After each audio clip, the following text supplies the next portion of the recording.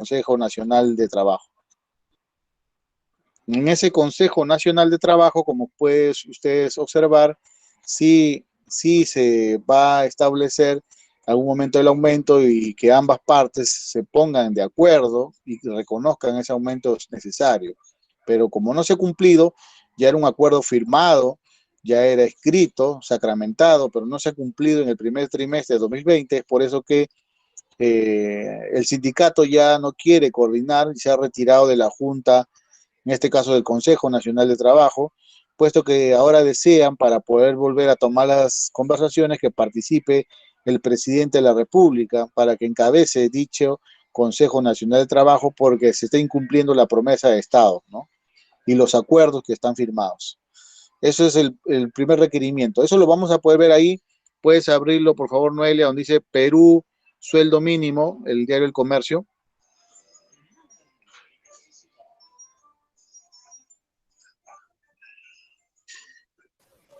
Ahí pueden visualizar. Todavía no se presenta. Estará cargando entonces. Quizás a veces demora, pero tú en tu pantalla, Noelia, sí llegas a ver ya el informe del comercio. Sí, que me confirmen a ver si lo pueden ver, si no para cerrar y volver a abrir. En el caso, en el caso de mi pantalla no se llega a ver todavía, Noelia. A ver si vuelves a intentar abrir. Ahora sí, Noelia, ya no muevas nada, ya se ve ya.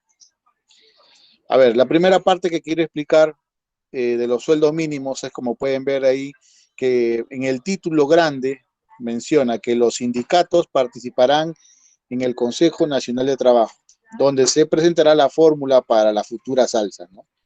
En teoría, lo que yo puedo resaltar de esta noticia del sueldo mínimo es que ellos desean que ascienda hasta un monto de 2.200. Es una aspiración bien grande la que piden los sindicatos, los 4 sindicatos que participan en el Consejo Nacional de Trabajo, pero también menciona, dice, 2 de los 4 sindicatos no participarán en el Consejo Nacional, espacio donde el ministro de Trabajo presentará la fórmula para ampliar los futuros incrementos, ¿no? O sea, ya hay 2 sindicatos que se han retirado por el inconveniente que ya ha pasado. Si sigues bajando un poco, Noelia, por favor. Si bajas, listo, ahí donde está la parte de la periodista. Como puede ver, este tipo de información fue actualizada el 13 de marzo de 2020, porque ahí mencionan que se conoció en este mes, en marzo, el Ministerio de Trabajo presentará ante el Consejo Nacional de Trabajo la fórmula para aplicar la futura alza del sueldo. Pero imagínense, eso fue el 13 de marzo, cuando ya debió hacerse el aumento. La promesa no se cumplió. Había explicado el Ministerio de Economía que en noviembre del año pasado que el incremento de la remuneración mínima se realizará mediante 2 etapas. En la primera se promovía una norma definitiva. En conclusión, el resumen, ahí pueden ver, dice un párrafo, esta sería elevada según habían anunciado el primer trimestre de 2020 al Consejo Nacional de Trabajo. Por lo tanto, se ha incumplido y por eso los sindicatos ahorita se han retirado, ¿no?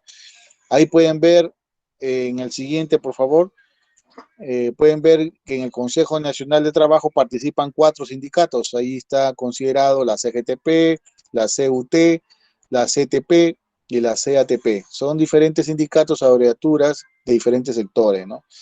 En ellos mencionan que las centrales de sindicatos hemos ratificado este martes que no vamos a participar en ninguna actividad del Consejo Nacional de Trabajo porque requieren que se una, el único motivo es que se una el señor Vizcarra a este tipo de trabajo porque ha violado los compromisos que tenía públicamente, que de todas las políticas sobre el tema laboral iban a ser concertadas con las centrales sindicales. Es decir, ya no le dan valor a lo que en algún momento prometió el señor Martín Vizcarra. Ese es el punto que más nace en la noticia del 2020 con respecto al aumento del sueldo mínimo. Muy bien, volvemos entonces al, al, al tema de lo que es el, el Classroom. Noelia, por favor. Y hay una parte donde dice propuesta para mejorar la política.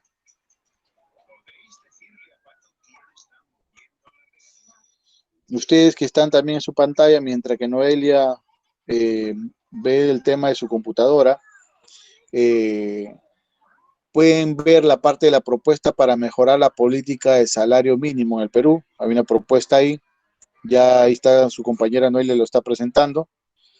Esa propuesta ha sido hecha por Apoyo Consultoría, ¿no?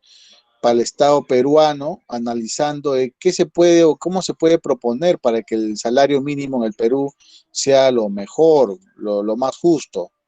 Ya más o menos esta propuesta yo lo estoy compartiendo, que fue hecho en julio de 2015 por esta consultoría, pero si pasamos a la otra presentación, Noelia, por favor, lo puedes mostrar. La siguiente página, ahí pueden ver una especie de organigrama que es muy importante y usted los tenga presente. Este tipo de organigrama ha sido hecho más o menos en el 2014, como pueden observar. Es importante, yo lo deduzco así, como laboralista que soy, el mercado laboral peruano está cementado de la siguiente forma. Ustedes pueden ver ahí que menciona que el mercado laboral aproximadamente tenemos 10 millones de peruanos trabajando en el mercado laboral formal. Es decir, estamos hablando de las personas que en el Perú tenemos una cantidad de aproximadamente 32 millones de peruanos, de los cuales solo 10 personas, perdón, solo 10 millones de personas están en el mercado laboral formal. De estos 10 millones, el 38% son independientes, por honorario, trabajan por su cuenta, y el 62% son dependientes de empresas, como pueden ver, empresas constituidas. Y de este 62 viene a ser de 10 millones, viene a ser 6 millones 200 las personas que están como dependientes. Y de estas dependientes nacen dos grupos, como pueden ver. Nace la micro y pequeña empresa y nace la mediana y gran empresa. Como puedes ver, en la micro y pequeña empresa tienes casi el 69, ponle ya redondeando 70% de personas de ese 6 millones 200. De los 6 millones 200, el 70% redondeando está en las pequeñas, en la micro y pequeña empresa. Acuérdense que en la micro y pequeña empresa no le dan todos los beneficios a los trabajadores. En la micro no le dan nada de gratificación y en la pequeña le dan solo el 50%. Y ahí está el 70% de trabajadores. Mientras que en la mediana y gran empresa podemos tener en cuenta que ahí está el 31% de 62, de 6 millones 200 del 31%.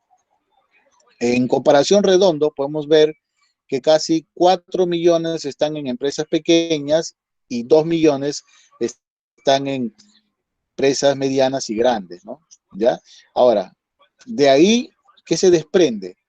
Que la microempresa tiene el 25%, solo el 25% de total de trabajadores con contrato. Y el 75%, esto es grave, lamentablemente es grave, saber que solo el 75% de las tres partes del total de los trabajadores está prácticamente sin contrato. O sea, si ves y comparas en ambos, ahí dice, con contrato, solo 1 millón. Y sin contrato, 3 millones 200. Eso es lo que sucede en la micro y pequeña empresa. O sea, ellos son, no es comprensible. Este análisis sí es importante, pero también llama la atención porque la micro y pequeña empresa ya ha sido favorecida con el ánimo de formalizar a los trabajadores que ingresen a planilla y de esa forma tengan su contrato, puesto que la micro no le da beneficios, no le paga gratificación y la pequeña empresa le da el 50%. Llama la atención que aún así, habiendo aplicado esa medida, solo el 75% está con contrato y el 75% sin contrato. 3 millones 200 sin contrato trabajando de esa forma para la empresa. Mientras que es diferente para cuando trabajas en una empresa mediana y gran empresa. Como puedes ver, en las empresas más grandes del Perú, que está aproximadamente 2 millones, una proxa, redondeando 2 millones de trabajadores, el 91% tiene contrato, es más formal, es más reglamentario, es la parte de lo que debería ser así. Y un 9% está sin contrato, o sea, algo de 175.000 personas, ¿no? Con contrato. Entonces, vamos a hacer la sumatoria, como ven ahí hay un círculo en ambos lados que unen y tanto suman. Con contrato, ¿cuánto tenemos? 2.800.000 trabajadores. 2.800.000 trabajadores solamente en planilla. Acuérdense que el inicio, laborando, tenemos 10 millones. Independientes, algo de 3.800.000 y dependientes 6.200.000. De esos 6.200.000, casi el 50%, aproximadamente el 50% está con contrato. Pero más del 50% está sin contrato. O sea, eso hay que tener en cuenta que es un punto que el Perú urbano, mercado laboral, cómo se considera en el tema del 2014. Ahora, yo no veo mucha la diferencia entre el 2014 a la situación que estamos en 2020. La verdad, si ha mejorado, será un poco más, un poco menos, pero la situación es que ahorita en el 2020, por el estado de emergencia, eso se ha agravado mucho más.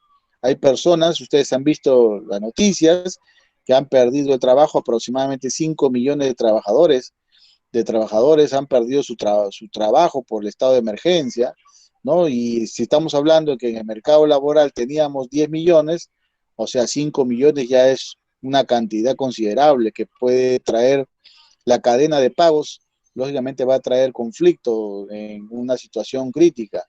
Esto podemos adelantar que si bien es cierto que ahorita los trabajadores que pueden haber perdido su trabajo han recibido quizás su dinero de CTS para que puedan apoyarse por el momento, retirar su CTS, también se le está apoyando con el dinero que tenían depositado de AFP, otros ingresos para poder subsistir a la pérdida de su labor. Pero esto no va a alcanzar y por eso que hay pronósticos que el primer trimestre del 2021 podemos estar afrontando, es más, ni siquiera el primer trimestre del 2021, ya a fines de diciembre se puede observar ya una crisis económica en fiestas navideñas y el primer trimestre del 2021 ya vamos a estar en una crisis considerable.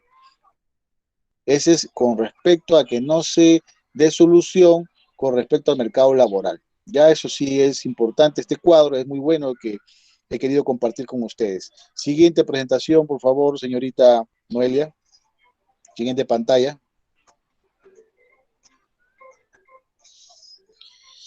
En esta siguiente pantalla ustedes van a poder ver lo que estén en su computadora mucho mejor que su celular, que hace un comparativo entre los países que tienen más de un sueldo mínimo, ¿no? O sea, si bien es cierto, hay otros países quizás desarrollados que ofrecen salario mínimo diferenciado, ¿no? Más o menos que lo diferencian por cierto tipo de criterios.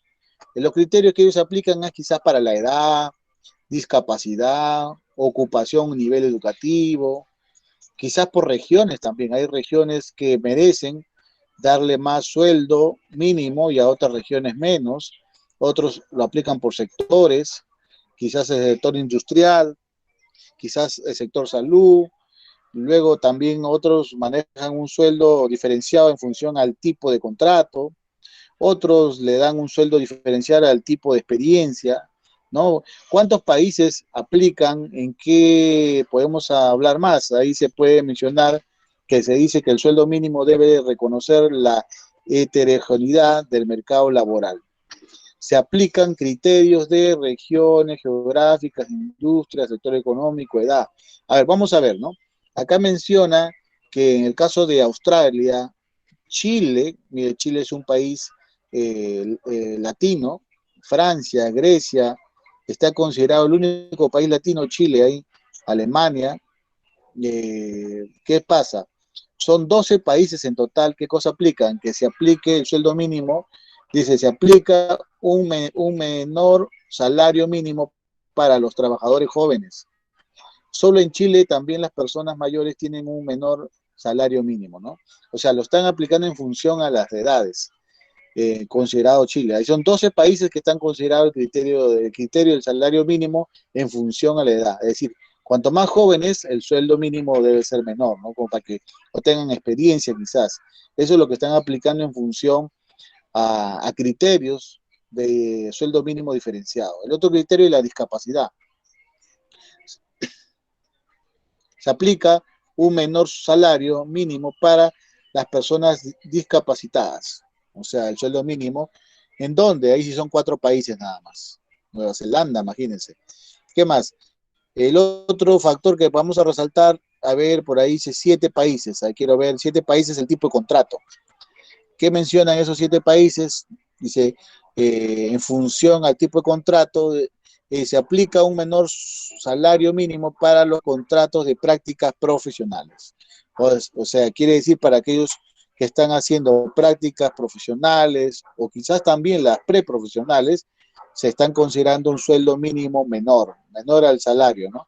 Entonces, ¿en qué países? Ahí está Nueva Zelanda, Corea, Francia, Portugal, Alemania, ¿no? Como pueden observar, ese tipo de consideraciones se va a considerar en 7 países, lo están aplicando. En el último, donde habla 8 países, es no aplican salario mínimo, en el caso de que en 8 de los países de la OCDE no existe un salario mínimo legal. ¿En qué países no existe? Estamos hablando de Dinamarca, Finlandia, Italia, Noruega, Australia y Suecia, ¿no? No existe un salario mínimo. Ellos deben tener un control diferente en función quizás a otros criterios. Bueno, eso era un base a comparación cómo está en los países desarrollados con respecto a la uniformidad, se podría decir, de qué criterios están aplicando, ¿no? A ver, siguiente presentación, por favor, Noelia. En la siguiente presentación podemos ver que en el Perú, en el 2014, pues era 750. Pasamos a la siguiente presentación, por favor. En la siguiente presentación podemos observar que tenemos quizás una comparación o un comparativo del salario mínimo en función al nivel que si debe ser adecuado. O sea, ¿cuál es el adecuado? ¿Cuál debe ser el nivel de salario mínimo adecuado? Y acá tenemos un concepto al lado derecho donde dice que la remuneración promedio en el mercado es un reflejo del nivel de productividad laboral. O sea, que el salario del nivel de productividad en función a cuánto producen. Entonces, si bien es cierto, dicen en el Perú, el sueldo mínimo es un porcentaje mayor de la remuneración promedio que en países de la OCDE. Entonces, cuando hablamos de esto, ¿qué menciona? Que estamos hablando de que el Perú está aumentando de una forma desproporcionada, quizás el nivel de incumplimiento. Acá dice, se identifica, en la parte de abajo pueden ser la lectura, donde dice se identifica una fuerte correlación entre el nivel de salario mínimo y la tasa de incumplimiento. Específicamente es pertinente tener en consideración el ratio, ¿no? O sea, quiere decir que el incumplimiento en el Perú es más alto, el incumplimiento del salario mínimo. Por eso tenemos que en el Perú es el 64% más alto de incumplimiento del sueldo mínimo. Comparación a Chile, que está incumpliendo en 43%, y el promedio que tiene la OECD, en este caso OSDE, está al revés ahí, es el 39%. Ya ustedes pueden ver que en Estados Unidos también se está codeando con México, el grado de incumplimiento del sueldo mínimo lo tienen 27% ambos, pero el Perú prácticamente en comparación al más bajo está duplicando prácticamente el incumplimiento del sueldo mínimo. Pasamos a la siguiente presentación.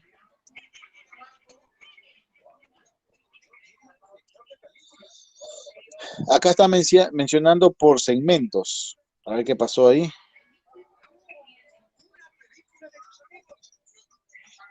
Estamos en la página 6. Ajá, sí, ahí.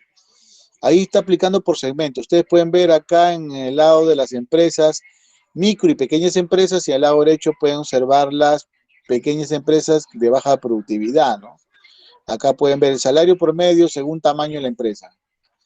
Micro y pequeña, y al lado derecho mediana y grande, ¿no? El salario promedio que está ofertando la micro y pequeña empresa bordea los 900, por ahí 950, hablamos del 2014, ahorita en la actualidad el promedio de sueldo que ofrece, he visto en un informe anterior, que la micro y pequeña empresa está ofreciendo su sueldo entre 980, 1000 soles casi es el promedio de sueldo mínimo que ofrece la micro y pequeña empresa. Por el otro lado, la mediana y grande se mantiene, ¿eh? No he visto una variación. En el 2020 he visto el informe donde la mediana y grande empresa, el sueldo mínimo que ellos están dando es sobre 1741. Está por ahí, todavía se mantiene hoy en la actualidad 2020, que esta empresa grande sigue el sueldo mínimo en 1720 para arriba. De menos de 1700, no, el promedio es 1700 para arriba. Las empresas pequeñas, como pueden ver, si el sueldo mínimo es 800, las empresas pequeñas están dando un promedio de 100 soles más aproximadamente, ¿no? Entonces estamos hablando de una comparación. Como pueden ver, es el 80% del salario promedio a la micro y pequeña empresa. Y por el otro lado pueden ver ahí la comparación entre micro exactamente, pequeña, ya desmenuzado por sector, ¿no? Y la gran empresa, ¿no? Dicen, el salario mínimo no puede ser pagado por miles de micro y pequeñas empresas debido a la baja de productividad. Y ahí se ve la productividad del trabajador por tamaño de empresa. Bueno, como pueden ver, la producción, una micro es menor, es decir, sus ventas de sus productos, por eso que ellos están pagando, representan el 6.4 de la producción en el país, el 16.7 de productividad en la pequeña empresa y el 56.3 viene a ser las medianas empresas. Por eso que la gran empresa viene a completar su 100% y ellos sí pagan, en este caso, el sueldo mínimo más alto. Por eso que lo comparan entre sueldo mínimo y la cantidad de ventas producidas, ¿no? Cuánto es la cantidad de nivel de venta, como la gran empresa es la que completa el 100%, las grandes nada más. Por eso que ellos mencionan, la microempresa cómo va a pagar o cómo va a cumplir con ese tipo si su productividad o sus ingresos son menores. Eso es lo que pueden estar comparando también. Siguiente presentación.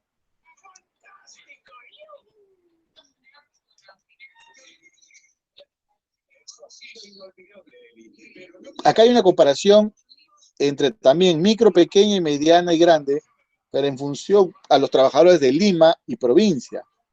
Ustedes pueden observar que el color azul es Lima y el plomo representa provincias.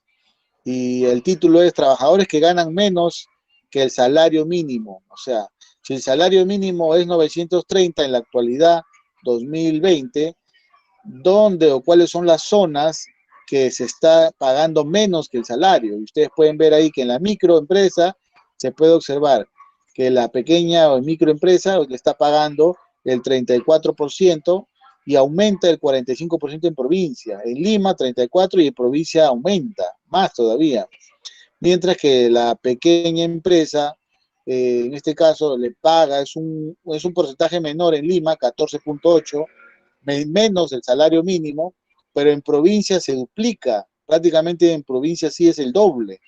Como pueden observar, trabajar en provincia no es rentable, por eso que hay muchas personas que viven en provincia, prefieren venir a Lima porque los sueldos son distintos, eso es algo que también se ha hecho un estudio.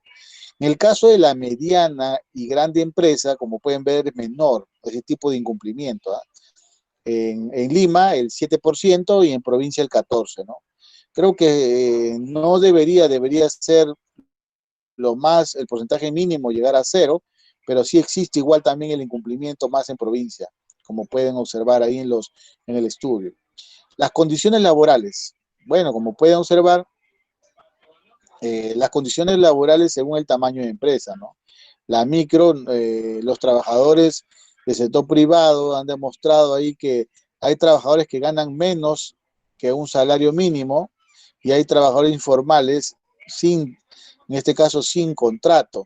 Entonces la parte azul demuestra los que están con un salario mínimo y la parte ploma los que están informales y sin contrato. Como pueden ver, los que están sin en contrato, informales, los ambulantes, viene a ser el 75%, y los que ganan menos que el salario mínimo el 36%. O sea, estamos hablando de que siempre lo informal está volando en este estudio, ¿no? Mientras, si vemos el estudio en la empresa mediana y grande, es casi similar, no hay mucha la diferencia.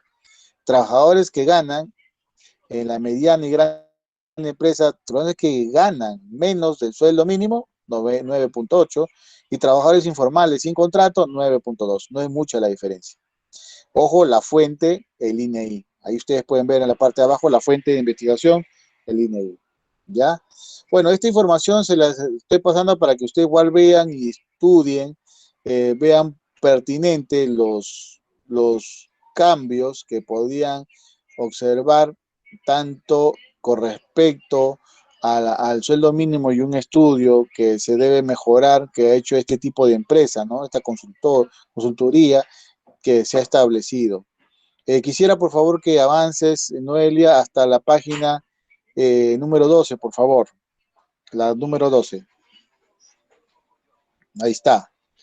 En la número 12 podemos ver la propuesta que consiste con la opinión de expertos, recomendaciones que da la OIT. Si han escuchado, la OIT es un organismo internacional de trabajo, y el otro es, en este caso, el organismo de, si no me equivoco, es el organismo europeo de la comunidad, que si bien es cierto, también da recomendaciones con respecto a la propuesta que se puede dar para mejorar los sueldos mínimos. Ustedes pueden observar ahí que menciona: la OIT, se debe aplicar salarios mínimos diferenciados a grupos de trabajadores particulares. Esa es la recomendación 135.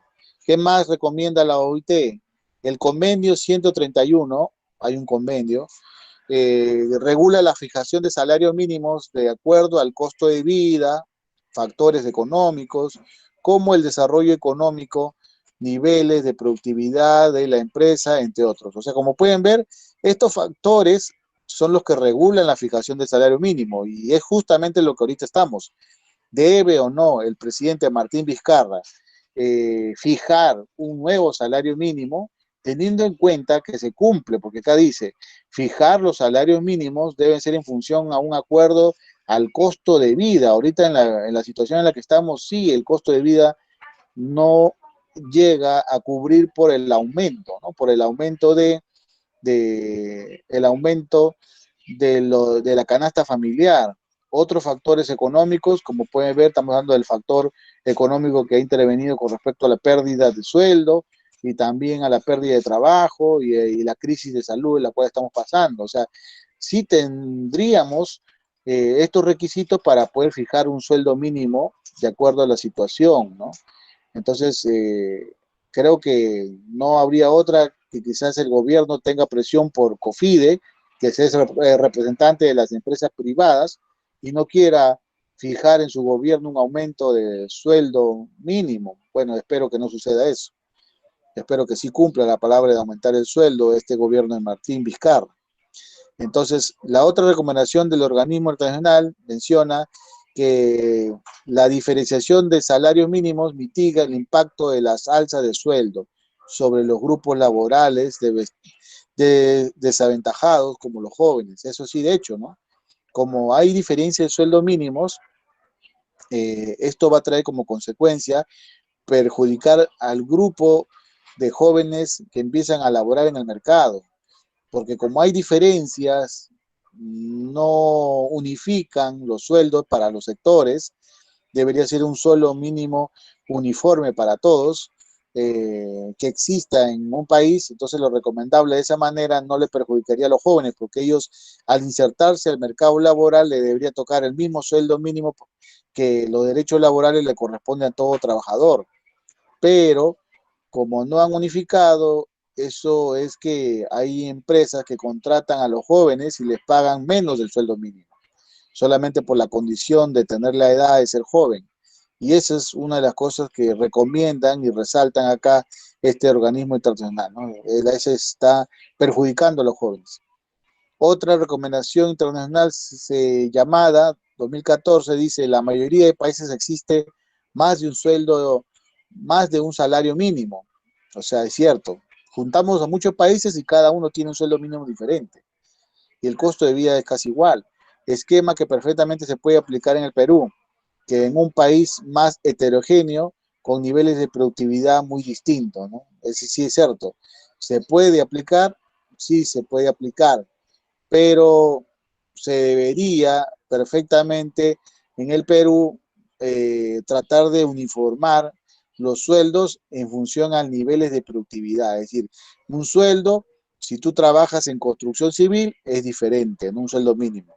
Un sueldo mínimo, si tú trabajas en la parte minera, un sueldo mínimo. O sea, se debería diferenciar como en el caso que hablamos clases anteriores, ¿no? El sueldo mínimo para el turno nocturno es diferente al turno diurno, pero ahí nomás se ha quedado. Debió hacerse también para el caso de turno día, turno noche, también para el sector agrario, para el sector minero, para el sector construcción civil, sueldos mínimos diferenciados. Ya es recomendable de acuerdo al nivel de productividad como lo menciona y lo recomienda. ¿Ya? A ver, entonces, eh, volvemos al Classroom, por favor, y eso usted lo leen luego completo, no la información.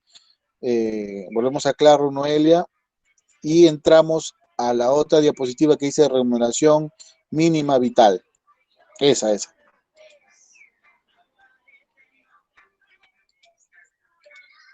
Ya. Esto le voy a explicar los grandes puntos que quiero que se concentren en la lectura de este tema, los más resaltantes. Ahí en la introducción le hago una bienvenida de qué es lo que tienen o van a tener que ver con este tema del sueldo mínimo vital. Podemos observar que el presente trabajo, de esa vez que se elaboró, trata acerca de la remuneración vital y refiere sobre, y bien es cierto, sobre de recibir de una manera mensual un trabajador una contraprestación por su servicio. Acuérdense que esto no es gratis, es a la labor profesional que presta a una compañía o empresa, ¿ya? Por ello, que este trabajo toma en cuenta cómo a lo largo de los años en el Perú han sido evolucionando los sueldos.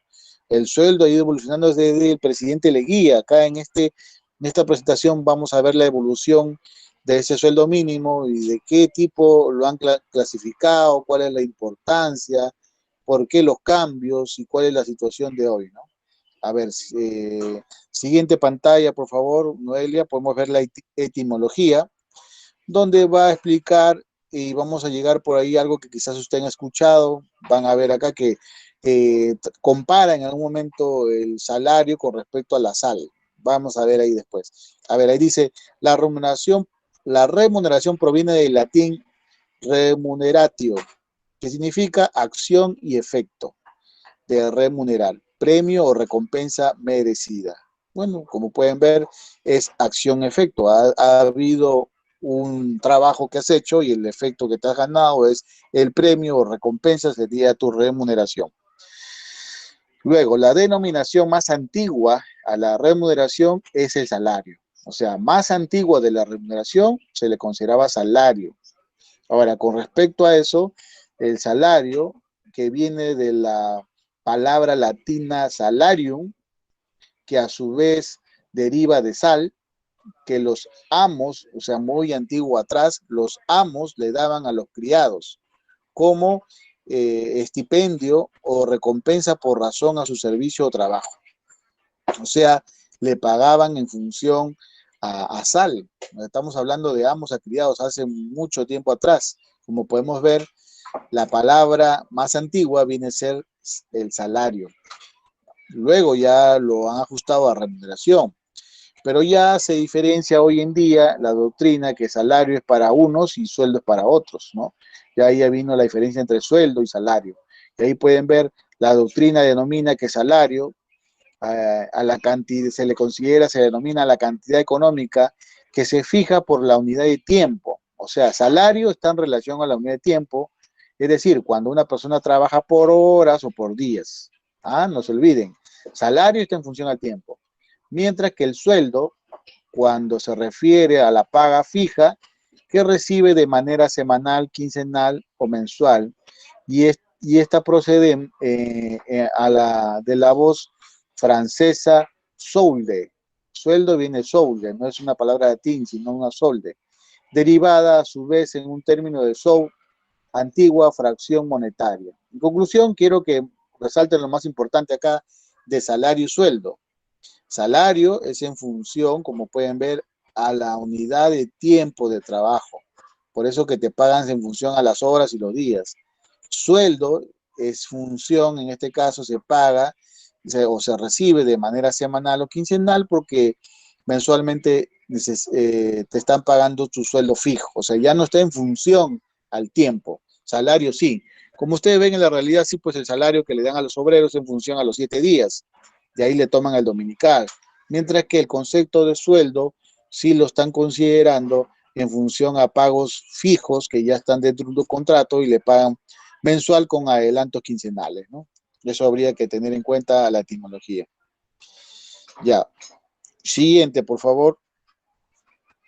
La remuneración mínima vital, acá sí voy a hablar un poco más rápido porque ya hemos hablado suficiente en las presentaciones anteriores. ¿Qué viene a ser la remuneración mínima? Es la cantidad mínima que recibe de manera mensual un trabajador como contraprestación o servicio de labor profesional. Ya lo estamos repitiendo, ya se ha hablado y menciona en el Perú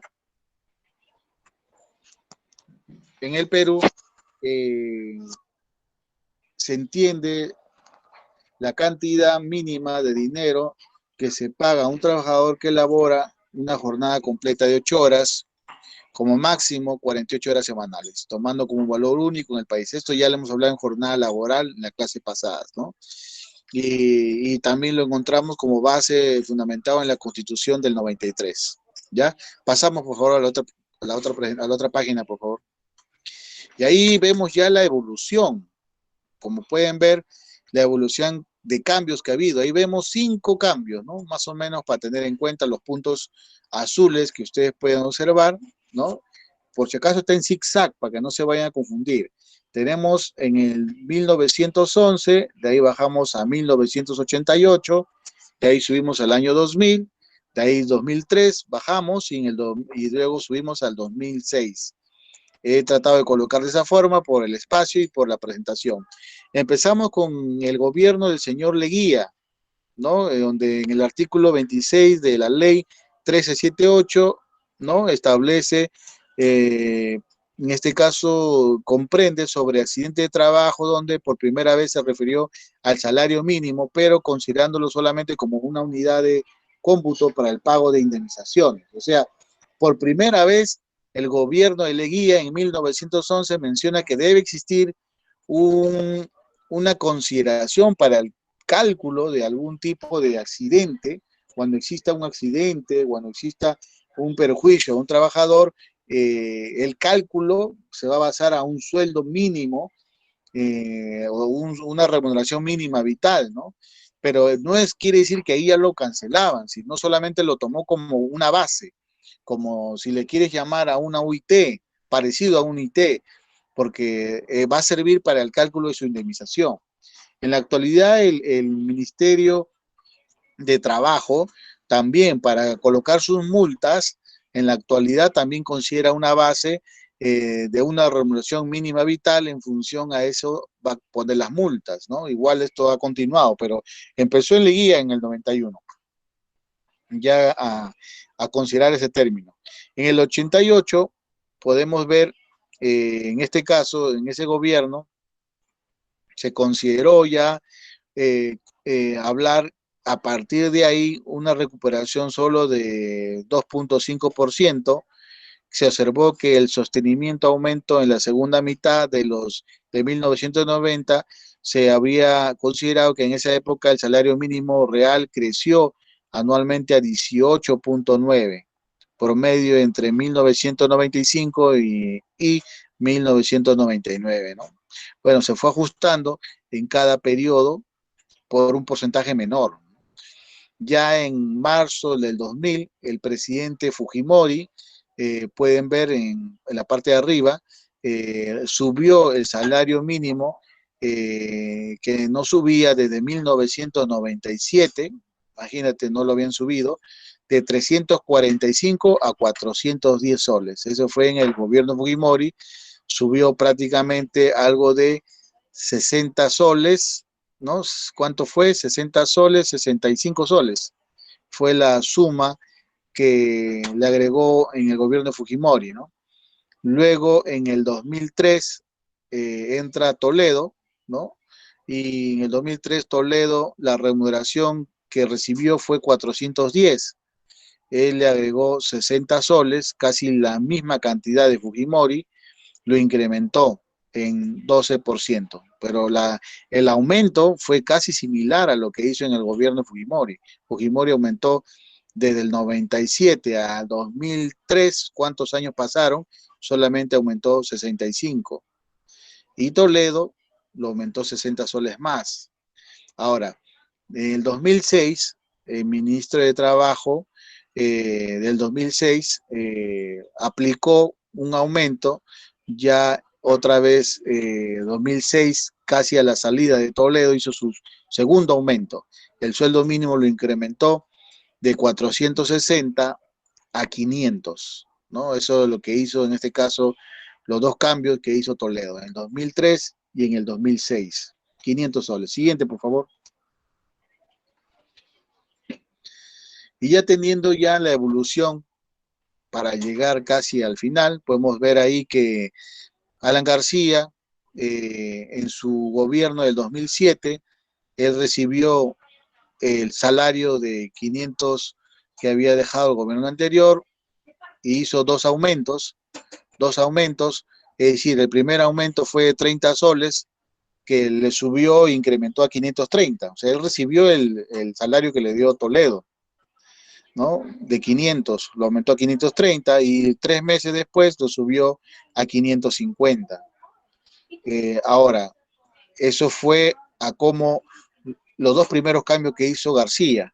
En el 2010, García hizo el otro ajuste a 580 y antes de salir su último gobierno, sus últimos meses, se puede decir que le quedaba a García, hizo su otro ajuste de 580, dejarlo en 600 soles. En 600 soles redondeó el sueldo mínimo, pero como pueden ver lo que ha hecho García, ¿qué recibió él? Desde que él recibió de Toledo, 500 soles, lo dejó en 600. O sea, al final, las veces que García aumentó el sueldo, que fueron en 3 oportunidades, no fue más que 30, 30 y 40. O sea, fueron muy pocos los ajustes del sueldo mínimo en el gobierno de García. Acuérdense que para aumentar siempre un gobernante tiene la presión de COFIDE, de las empresas privadas, que no les conviene. Va a depender mucho del gobernante, del estudio, si amerita o no el ajuste del sueldo mínimo. Luego ya entrando de García entró Humala, y Humala ni bien ingresó en el 2011, según su promesa de campaña, aumentó el sueldo mínimo en dos partes, se comprometió. El primero, ya que lo recibió en 600, subió el sueldo a 675 y así empezó su gobierno en el 2011. Ahora, en junio del 2012, él llega a hacer otro aumento, ¿no? Subir el sueldo a 750 soles. Ese fue en junio del 2012, ¿ya? Esos dos aumentos es el que hizo Humala. Luego, al terminar su campaña, su gobierno, ya finalizando, Humala se va haciendo su tercer aumento en su gobierno y subió a 850. Si podemos ver, yo retrocedo, eh, podemos ver en este caso donde se observa que García hizo un aumento de 100 soles. Hizo 3 aumentos, pero de 100 soles. Humala los recibió en 600. La siguiente presentación, por favor, la siguiente. Humala lo recibió en 600 y al salir de su gobierno lo dejó en 850. O sea, si Alan García en sus 3 ajustes lo dejó en 100 soles, Humala de 600 que recibió lo dejó en 850. O sea, se puede decir que hasta ahí fue el presidente que más ajuste hizo en su gobierno, porque otros solamente habían subido entre 100, 60, 80. En caso de Humala lo subió 250 soles más. Por eso terminó su gobierno con 850. Ahora, entró Kuczynski el 21 de marzo del 2018, prácticamente como acto en el cargo del presidente, su último acto, firmó y aprobó el incremento del sueldo mínimo a 930. Como pueden ver, el aumento que hizo fue de 80 soles. Eso fue casi el último firma como acto de presidente de la República de PPK. Siguiente pantalla, por favor. Podemos observar la escala, cómo está,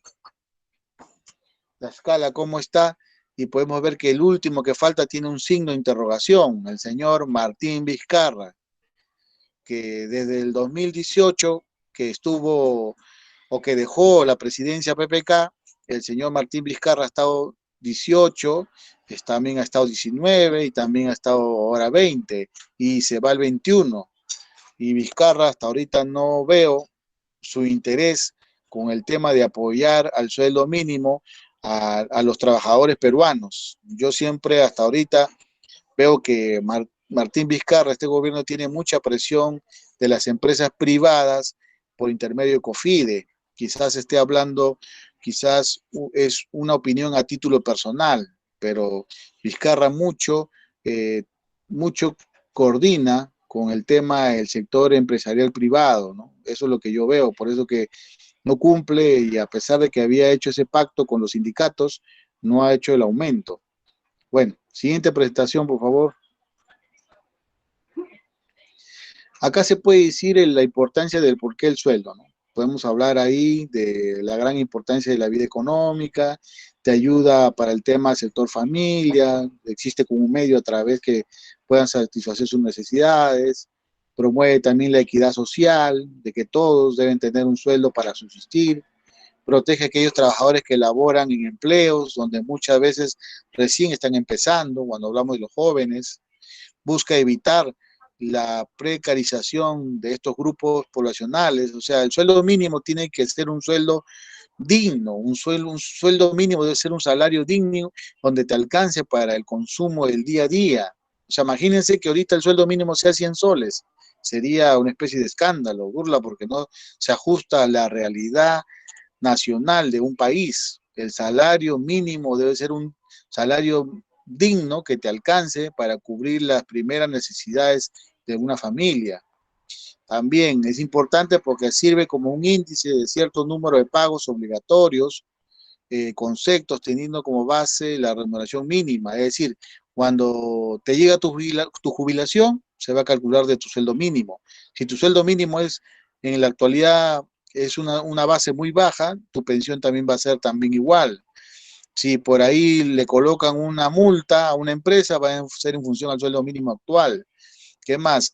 Si por ahí hay personas o practicantes de prácticas o prácticas ya profesionales, se va a calcular en función al sueldo mínimo. Entonces, por eso es que es importante que la remuneración mínima vital sea considerada en función a lo justo. Siguiente pantalla.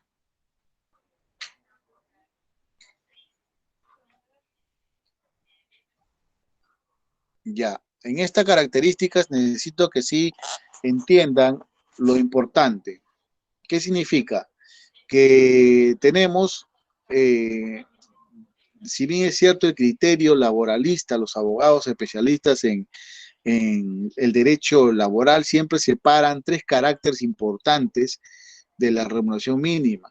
¿Qué criterio aplica ahí? Uno, el aspecto jurídico, o el otro, el aspecto económico y finalmente el aspecto social. Por eso acá yo he mencionado e invoco, en este caso al abogado laboralista Jorge Rendón Vázquez, es muy conocido él, en el Perú, el ministerio también, ha aportado, también tiene libros, donde él considera tres caracteres de remuneraciones. ¿Cuáles son los tres caracteres o aspectos jurídicos? Y ahí está. El jurídico dimana del hecho de ser una remuneración de una contraprestación que está estructurada en un contrato de trabajo. Es decir, la remuneración mínima es prácticamente una obligación de ambas partes, pero más del empleador, porque ya está esa remuneración mínima está considerándose dentro de un acuerdo firmado en un contrato de trabajo y que equilibre, quiere decir el compromiso entre la obligación del trabajador de poner a disposición al empleador su fuerza de trabajo, ¿no? Eso hay que tener en cuenta con respecto al carácter jurídico.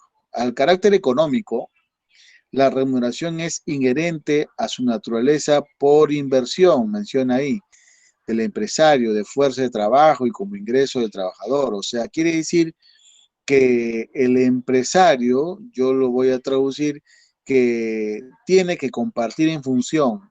Si la remuneración, el empresario invierte en la empresa, pero tiene que entender que el resultado de su ganancia tiene que ser compartida con el ingreso del trabajador. Es decir, cuanto más en este caso la empresa o el inversionista obtiene, pues debe compartir más con los trabajadores que han ofrecido su fuerza de trabajo, porque viene a ser un resultado.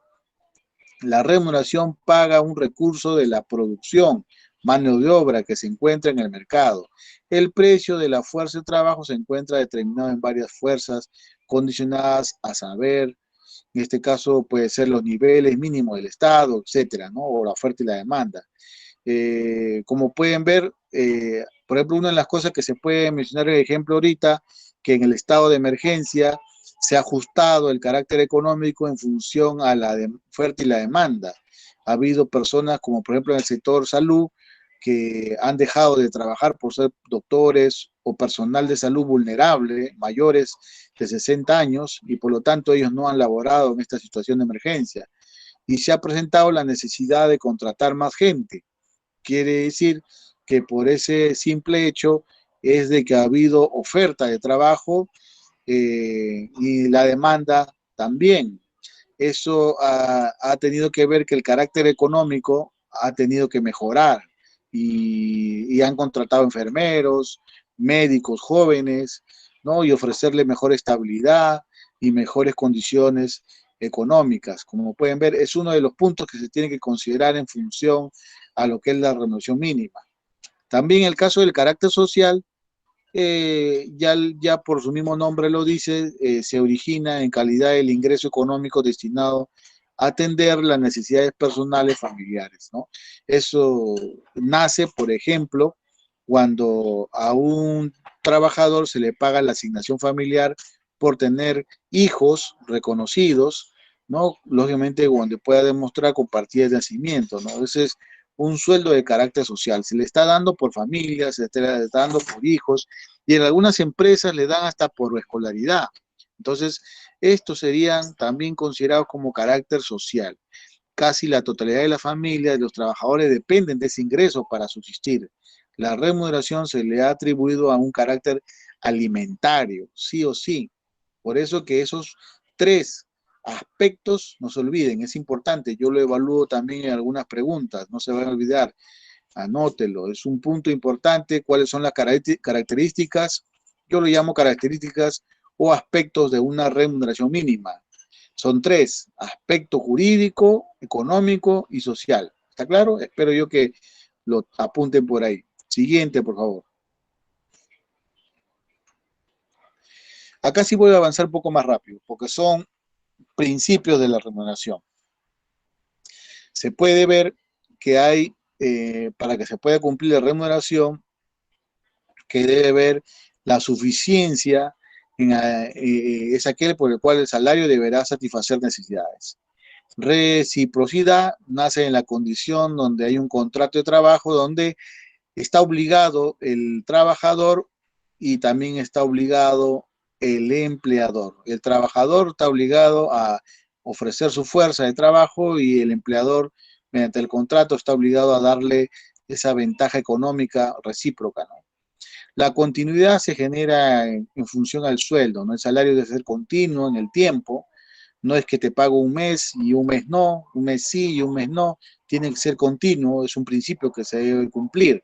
No es que te pago esta vez tu quincena y la otra quincena ya no te pago, o te pago después de, que, o sea, que le esté pagando su sueldo un mes sí, un mes no, o dejando 2 meses, eso no se cumpliría. Es un principio de la remuneración. El otro es la determinabilidad, es decir, cómo determina el sueldo. Estamos hablando que ese principio también debe estar fijado en una estimación fija. Si bien es cierto, en los primeros casos que se puede ver, es la condición pactada que está en el contrato. Para determinar su sueldo, se va a basar en un contrato donde ambas partes han firmado de una u otra forma voluntariamente. Y el otro principio es la autonomía. Pues este principio salario con firmeza se establece al monto y periodo de pago. El gobierno en este país, como ustedes pueden ver, no obliga a la empresa que sí o sí la remuneración debe ser un sueldo mínimo. Es autónomo el empleador en ofrecerte más del mínimo. Te puede pagar el sueldo mínimo de 930, pero te puede ofrecer quizás 1.500 o 2.000. O sea, tiene la autonomía la empresa, sí. El periodo de pago también. No es que sea una fecha de pago obligatorio que la empresa te tenga que cancelar tu sueldo por tu prestación de servicio establecidamente en una fecha, sea 30 o sea primero, puede ser una semana antes, puede ser una semana después. No habría una sanción por el cual el sueldo te lo esté pagando 5 días después. Entonces, como pueden ver, existe una autonomía de parte para el empleador con respecto al monto y el periodo de pago. ¿Listo? Siguiente presentación. La clasificación, esto ya lo hemos hablado, ¿no? Jornada, sueldo, remuneración al tiempo y remuneración en natura. Ya hemos hablado que jornada o jornal, estamos hablando que es en función al tiempo. Ya lo hemos visto anteriormente, lo hemos interpretado, que es función al tiempo. Ahí pueden ver que dice que la prestación de un obrero, siendo una medida de horario diario, del que también se le conoce como jornalero. Acuérdense, ese es en función al tiempo. Sueldo es en pago a la prestación de un empleado, medición en forma mensual o mensualizada. De ahí la retribución que se haga al término de cada mes, con un pago parcial, a veces se da por adelanto en quincena. La remuneración al tiempo, si la remuneración es horaria, es la hora del trabajo, o lo que determina son horas o días, meses, años, lo que determine su medición ulterior pago. Es decir, también se va a tener que clasificar, pues hay personas que en función quizás a destajeros, las personas que trabajan en el destajo, cuántas horas han trabajado, o se le paga también en función a su avance, a su producción, a de qué manera se va a poder medir, ¿no? Hay que tener en cuenta que hay personas que trabajan así. Y también está relacionado al tiempo con respecto a las horas extras. Hay personas que por 1 hora o 2 horas se han quedado en cierto tiempo, se tienen que medir y hacer un cálculo. La remuneración en natura legalmente viene a ser la parte de la remuneración que explica que se puede pagar ya sea en forma económica o en especie. Es decir, se puede o no se puede, sí se puede en efectivo y en especie. Hay empresas que pagan a sus trabajadores, no siempre, pero algunas veces les pagan en especie, es decir, con productos. En ese caso, de los alimentos, alojamiento, calefacción, vestuario, que resultan indispensables para la ejecución del trabajo, ¿no? En algunos trabajos también le ofrecen este tipo de, se puede decir, facilidades, porque el trabajo quizás lo hacen fuera de la empresa, lo hacen realizando obras y tendrían que darle según las condiciones para poder ejecutar el trabajo, y el empleador tiene que dar la facilidad, en cuyo caso habrá que cuantificarse el valor a fin de verificar su justiprecio. Es decir, si bien es cierto, la empresa puede quedar acá en Lima, pero quiere trabajadores que estén también trabajando en provincia.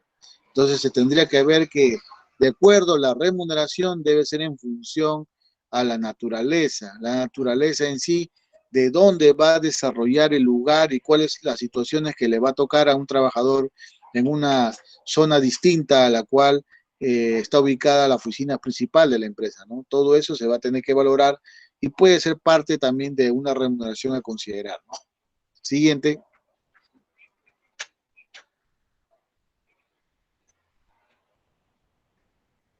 Esto de la teoría de salario sí lo voy a dejar para que ustedes lo lean. Son teorías liberales que mencionan cada uno, ¿no? La teoría del liberal, la teoría de la subsistencia, la teoría del fondo de salarios, eso sí le voy a dejar para que ustedes lean, que he recopilado información que ha sobresalido en función a conocimientos de reforzar quizás conceptos más indispensables de lo que es el salario. Solo puedo mencionar algo que ya le he dicho, la teoría de la oferta y la demanda, que se aplica ahorita, que ya les he mencionado, pero para que recuerden, en función a los trabajadores de salud, que la oferta y la demanda ha hecho que se mejore ahorita, en este momento, la situación de las enfermeras, los médicos, los choferes de hospitales, se ha mejorado la oferta laboral, ¿no?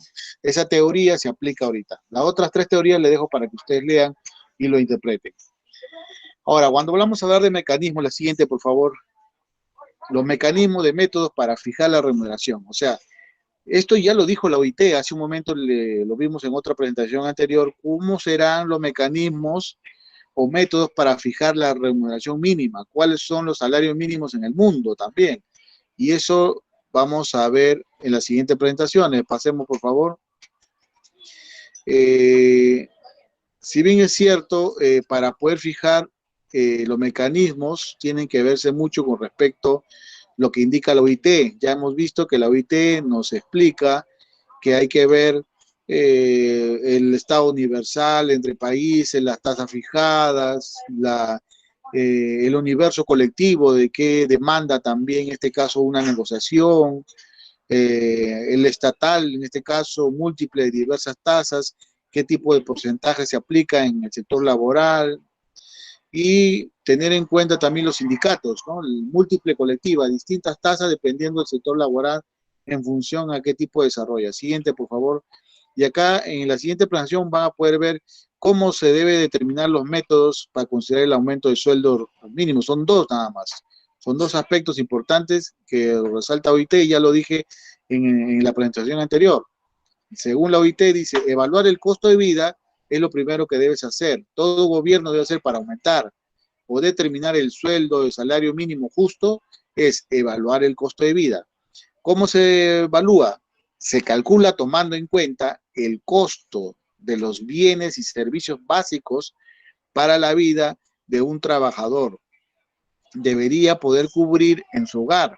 Estamos hablando ¿qué? De agua, de luz y sus alimentos, estipulando siempre una familia tipo promedio y por lo general a partir de los costos de vida en la ciudad capital del país. Entonces, como podemos observar, ahorita sí califica porque podemos ver que el costo de vida ha aumentado.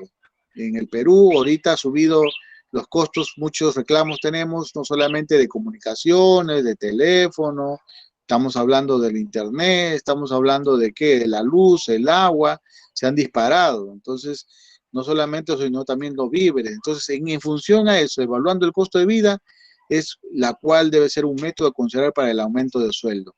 El otro, tomar estadísticas salariales. ¿Qué significa? Recopilar información respecto al salario más bajo dentro de un rango para dar un mínimo respecto al promedio, ¿no?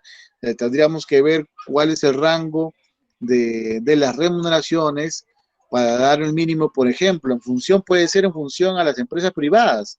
Las empresas privadas, el sueldo mínimo. ¿Cuánto es el sueldo mínimo en las empresas privadas ahorita? Algo de 1.500 o casi 1.700, está en ese promedio. Entonces, quizás el Estado podría también considerar ese tipo de información estadística como un sueldo base, ¿no? Mínimo de 1.500 entre 1.700. Siguiente presentación. Y acá menciona el sueldo mínimo, cuáles son las variables para condicionar el aumento.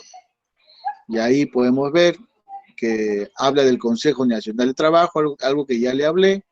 Menciona que el Consejo Nacional de Trabajo debe participar el gobierno, el representante de las empresas COFIDE, los sindicatos, donde ellos tendrán que aprobar mediante un decreto, ponerse de acuerdo entre el Ministerio de Trabajo, de Promoción y Empleo y también el Ministerio de Economía, ver que ambos sectores, gobierno, empresa y trabajadores que son representados por el sindicato, ponerse de acuerdo en un Consejo Nacional de Trabajo. Eso ya le expliqué y saben ya que existe en el Perú. Que ahorita no se han puesto de acuerdo, sí, ahorita no ponen de su parte porque habían llegado a un acuerdo por parte del gobierno y se ha incumplido. Otras variables para condicionar un alza del sueldo mínimo son la productividad, costo de vida, como pueden ver, si la productividad del el PBI aumenta, cuando hablo de productividad es el PBI del Estado, del Perú, aumenta su productividad, entonces debe aumentar el costo de vida. Si el costo de vida aumenta, debe aumentar el sueldo mínimo. Si la canasta familiar se encarece, sube los precios, se encarece los precios de la canasta familiar, pues lógicamente también debe aumentar el sueldo mínimo. Si hubiera inflación económica, también. Estas son algunas variables que se consideran para el alza del sueldo mínimo. Y la siguiente presentación, por favor, podemos ver ahí un decreto. Ese decreto es el que, por ejemplo, aprobó el señor Pedro Pablo Kuczynski, como pueden ver, donde se aprueba el aumento del sueldo a 930. Ese es el último decreto, el peruano, que fue publicado, donde se aprobó el sueldo de 850 a 930. Ahí está abajo, donde fue el refrendo del presidente, en su momento, Pedro Pablo Kuczynski. Siguiente presentación. Ahí podemos ver la comparación de los sueldos en incremento de remuneración mínima, cómo estaba antes y después, qué ha aumentado, cuánto ha aumentado. Podemos ver ahí que la asignación familiar siempre es el 10%, esa tasa no se ha movido. Pero vemos que antes 85 soles, hoy tenemos 93. El aporte mínimo ex salud, antes mínimo, siempre, ¿se acuerdan? Eso también varía en función al sueldo, ¿no? Si el sueldo mínimo antes 76 soles 50, hoy mínimo 83,70. Igual podemos ver ahí también la subvención mínima de modalidades formativas. Cuando hablamos de formaciones, modalidades formativas, estamos hablando de los practicantes. A los practicantes se le daba 850, hoy en día 930. O sea, si se sube el sueldo a los practicantes que tienen contrato formal de prácticas pre o profesionales, se le tiene que también aumentar en función al aumento del sueldo mínimo, eso sí tengan presente. Trabajador nocturno, 1.147 antes, hoy 1.255.50. La planilla de movilidad, siempre, acuérdense, cuando una persona sale a hacer actividades, a hacer cobranza, tiene que liquidar al día siguiente su planilla de movilidades y siempre se considera en función a un sueldo mínimo. El 4%, que no supere del 4% de sueldo mínimo. O sea, ¿cuánto es el máximo que debe reportar en el día? O sea, en el año 2018, 34 soles diario de movilidad y hoy en día 37,20. ¿Ya? Eso es diario de cuánto máximo de movilidad puede pasar. Y así vemos la ONP, la remuneración diaria de agrícola y también de minero, ¿no? Que se está considerando diferencias en función, acuérdense que todo esto puede cambiar en función al cambio del sueldo mínimo. Eso puede cambiar, si el sueldo mínimo lo aumenta mañana el gobierno, también puede ser que afecte, sí o sí es fijo que afecte los sueldos. Siguiente presentación, por favor. Y ahí podemos ver las comparaciones, quizás duras, pero son comparaciones de sueldos mínimos en el mundo. Podemos ver que Perú tiene ahorita un sueldo mínimo de 930, equivale a $282 aproximadamente en el cambio, ¿no? Si comparamos esos $282, podemos ver que dentro de Latinoamérica, Argentina, su sueldo mínimo recibe 484 como sueldo mínimo, Uruguay 470, Chile 458, mientras que en el Ecuador la remuneración es de 386, o sea, Ecuador es más alto. Paraguay 364. Por otro lado, Brasil cuenta con un sueldo mínimo de 296, está casi por ahí, pero igual le gana a Perú. Brasil en sí debería tener un sueldo más alto, no sé por qué el sueldo de mínimo de Brasil es 296. Bolivia 289, le gana también a Perú. Colombia 274. Ahí podemos ver que Colombia es prácticamente, Perú supera a Colombia. ¿Por qué? Porque Perú en ese momento tenemos $282. En este momento, no en ese 262, ¿no? En el última lista, en la última de la lista es Venezuela, que tiene algo muy, pero muy sorprendente, que ofrece bolívares, 248 bolívares y pico, que equivalen a $74. Eso es un escándalo para esa zona del país llanero. Venezuela, que pague $74 como sueldo mínimo, está muy por debajo del mercado, ¿no? Por eso es que justamente los venezolanos no les alcanza ese tipo de situación económica en Venezuela. Pasamos a la siguiente presentación y tomando como fuente al tipo de cambio del 23 de abril, podemos observar que eso serían tal cual como está en esta situación la comparación de los sueldos mínimos en Latinoamérica, ¿no? Como pueden ver, al tipo de moneda local, Perú 930 está en color rojo, en moneda soles, y el tipo de cambio $281. Podemos ver que detrás de Perú está Colombia, Brasil y México, ¿no? ¿Quién está por encima de Perú? Y creo que en mejor situación en la actualidad, porque antes Argentina estaba pagando mejor sueldo, como vieron en la presentación anterior, pero por su situación económica ha disminuido y vemos que Chile está pagando un mejor sueldo mínimo, que es $450, ¿no? Casi ya el doble de Perú. Y Paraguay se está detrás de Chile, ¿no? Imagínense, Chile, un país tan pequeño, no lo veo comparando a otros países, está en una mejor situación económica en función a lo que es Latinoamérica, ¿no? Siguiente presentación, por favor. Y esto es ya lo último para terminar. Las noticias acerca de qué? Del aumento del sueldo mínimo. Como pueden ver, ya tenemos un rango definido, dice el Ministerio de Trabajo y Promoción de Empleo. Y ustedes, la verdad, si realizan y leen esto, van a ver que dice que un relato de lo que ya le hemos dicho, ¿no? Que Ollanta aumentó, cuánto aumentó también PPK, ¿no? Pero dentro de eso también dice que llegó el aumento con el ministro Vicente Ceballos a 930 en el tema de PPK, pero también tengan en cuenta que esta promesa se hizo la ministra Silvia Cáceres, que iba a haber un ajuste en el primer trimestre de 2020 que hasta ahorita no se ha hecho. Acuérdense, ¿cuánto sería el sueldo mínimo en la cual el Perú debería estar en la actualidad? Yo creo, tomando como de acuerdo a los índices en los cuales estamos, de acuerdo a las recomendaciones que hace la OIT, debemos estar el promedio de 1.570, algo así, porque también es el promedio que pagan las empresas privadas.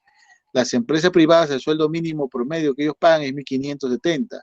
Entonces también por ahí podría estar el sueldo mínimo, que el Estado debería ser un sueldo mínimo justo y digno para todos los trabajadores del Perú. Claro que es un sacrificio de subir 930 a 1.500. ¿Cuánto estaríamos hablando? Casi aproximadamente 600 soles más.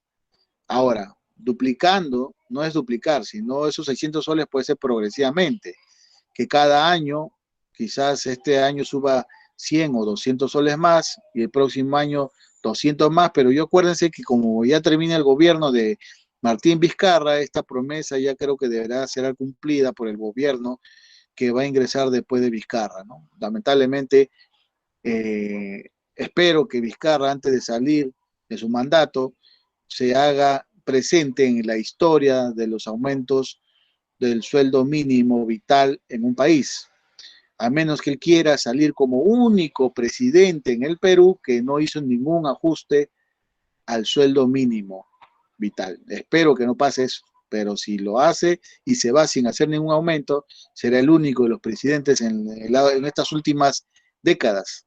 Todos los presidentes han hecho su ajuste, ya sea por 100, ya sea en 2 o 3 oportunidades, Bueno, como pueden ver, Ollanta se fue, hasta ahorita yo podría decir que el mejor presidente que ha hecho el mejor ajuste de sueldo ha sido el de Ollanta, que subió 250, lo recibió en 600 y lo dejó en 250 más.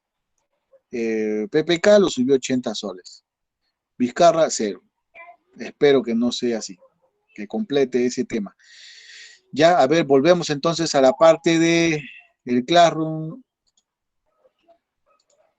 Y con eso que les he explicado, ya le queda a ustedes de ver los dos videos que le he dejado para que repasen. Ahí está la evolución del salario mínimo, que casi repetición de lo que ya yo le he explicado.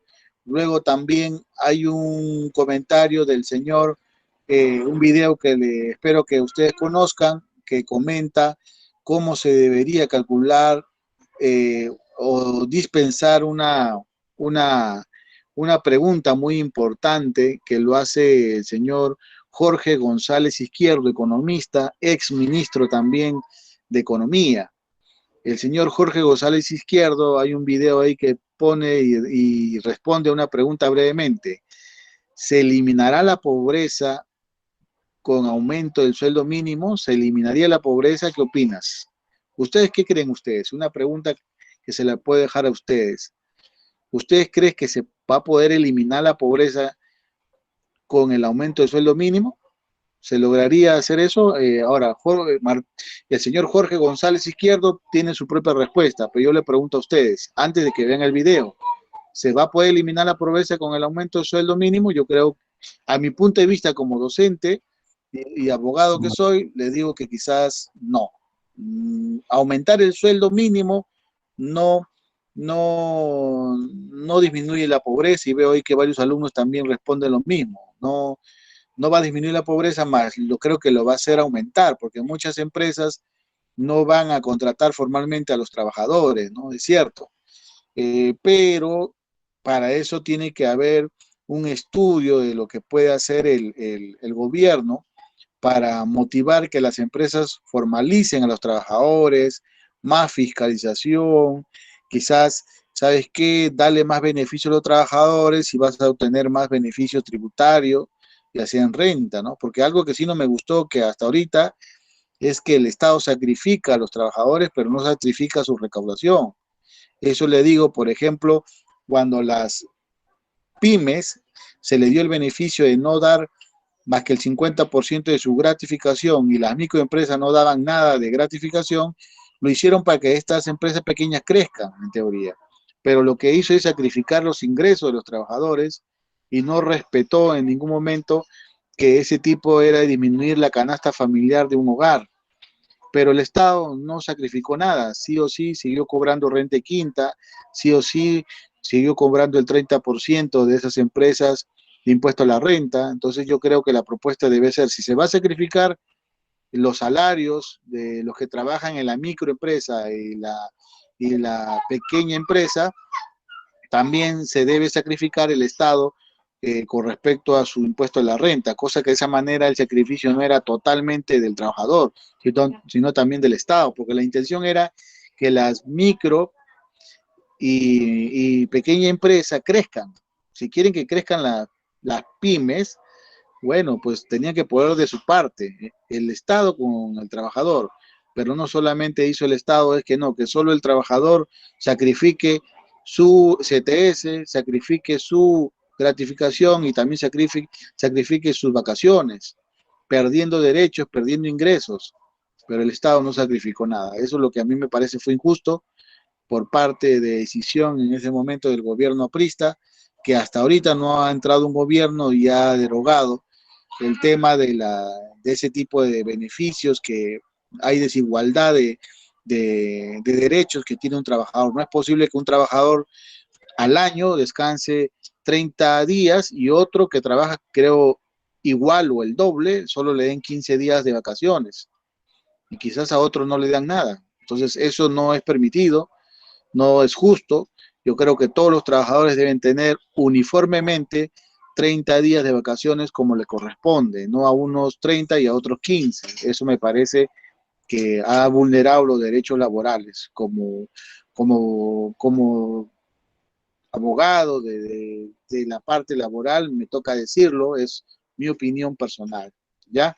Bueno, señores, les recomiendo ahí que vean los videos que responde el señor Jorge González, le aconsejo para que amplíen más su tema del sueldo mínimo. Ahora, ya puedes detener la grabación, señorita Noelia.